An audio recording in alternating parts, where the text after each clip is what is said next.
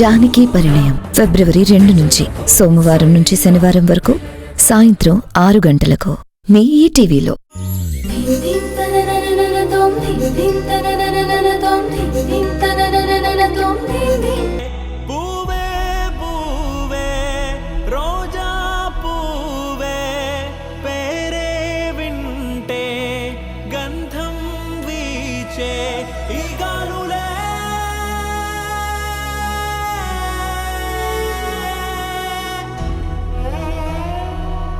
చిన్ని చిన్ని పాదం మోపే రాకే నీదా మా భూమికి మన్నే దాచే.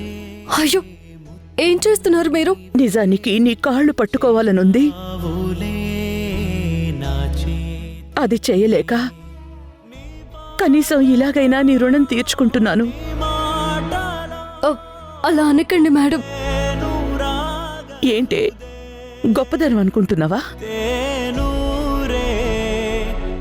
ఇంత గుండె నిబ్బరం, ఇంత ధైర్యం, ఇంత ప్రశాంతత ఎలా వస్తాయే నీకు? పొరపాటు చేస్తే పోనీలే అనుకుంటావు, తప్పులన్నీ క్షమించేస్తావు. ఒక్కసారి దగ్గరికి తీసుకుంటే నీకు మించిన ప్రేమ వాళ్ళ మీద చూపిస్తావు. నీకు మించిన కష్టాలు వాళ్ళ కోసం పడతావు.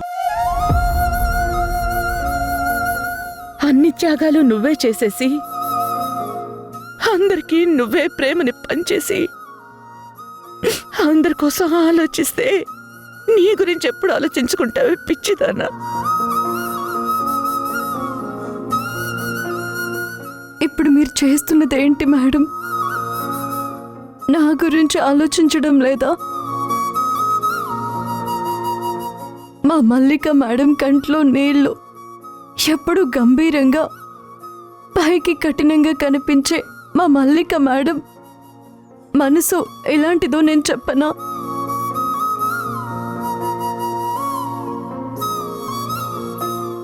మీ చేతిలో ఉన్న వెన్నపూసలాగా ఇట్టే కరిగిపోతుంది.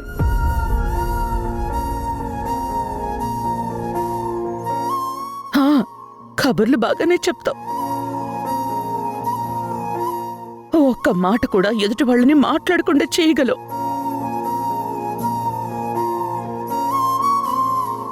చివరికి అందరినీ అన్నిటినీ వదిలేసి నువ్వు హాయిగా వెళ్ళిపోతావు.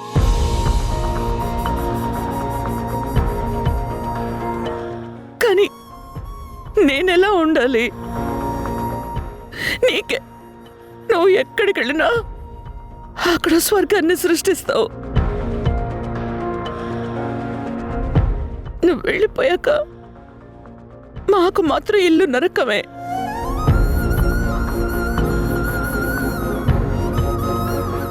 నేను నీ మనసుకి చేస్తున్న గాయాన్ని తగ్గించలేనే.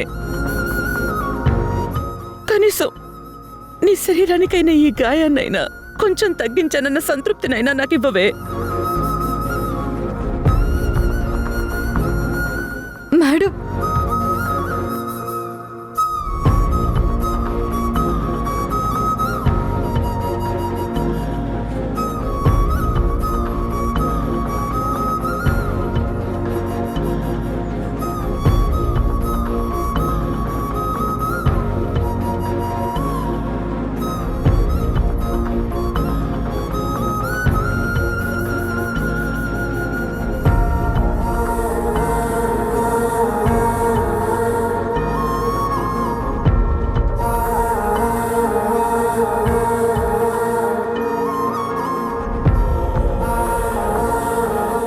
ఇంకెక్కడికి కదలకు, రెస్ట్ తీసుకో.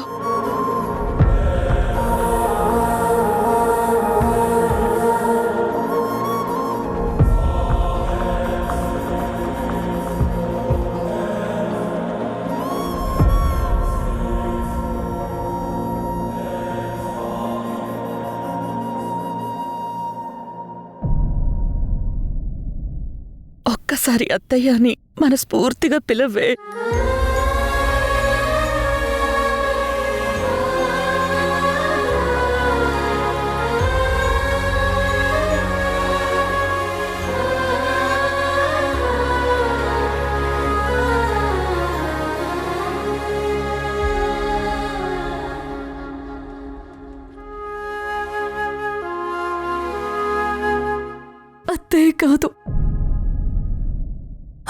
అమ్మా అని పిలుస్తాను.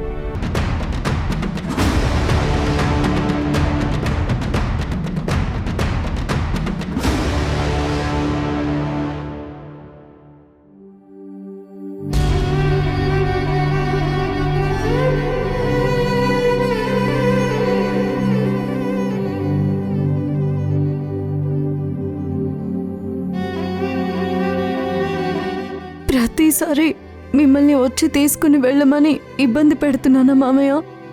నీకు 3 ఏళ్లప్పుడు మా అమ్మ చనిపోయింది. నేను ఏడుస్తుంటే నీ చిట్టి చేతులతో నా కళ్ళు తుడుస్తూ ఎందుకు ఏడుస్తున్నావని అడిగావు. ఇక మా అమ్మ లేదు అంటే అయితే నేనే మీ అమ్మను అనుకో అన్నావు. అప్పటి నుండి నువ్వు నాకు అమ్మవి. నీకు చేసే ఏ పని నేను భారంగా అనుకోనమ్మా. నా ధైర్యం కూడా అదే మామయ్య, నువ్వు నన్ను భారం అనుకోవు అని. ఉండండి, నేను కాఫీ తీసుకొస్తాను. కాఫీ వద్దమ్మా, కొంచెం మంచినీళ్ళు తీసుకొనిరా. మ్.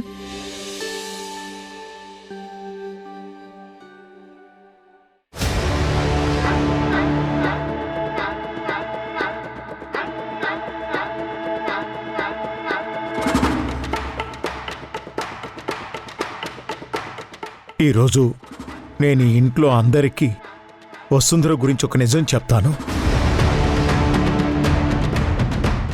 అది నీకు నమ్మడం తట్టుకోవడం కష్టంగానే ఉంటుంది. అది విన్నాక దయచేసి నన్ను క్షమించు. అప్పటి పరిస్థితులకు తల ఉంచేలా చేయాల్సి వచ్చిందే కానీ ఎవ్వరికీ అన్యాయం చేయాలని కాదు. దేని గురించి మాట్లాడుతున్నాడు భాస్కర్? అసలేం జరుగుంటుంది? ఏం చెప్పాలనుకుంటున్నాడు?